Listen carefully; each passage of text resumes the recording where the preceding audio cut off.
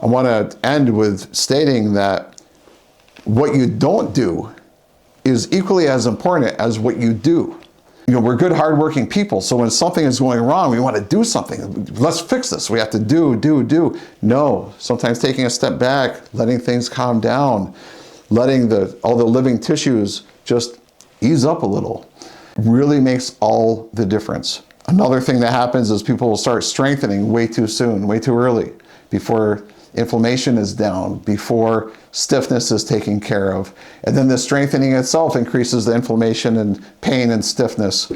There's time to get stronger later, but the goal is always to get well in minimal time and get back to normal in minimal time. So working most efficiently, regardless of what industry anyone is in, working most efficiently is the key.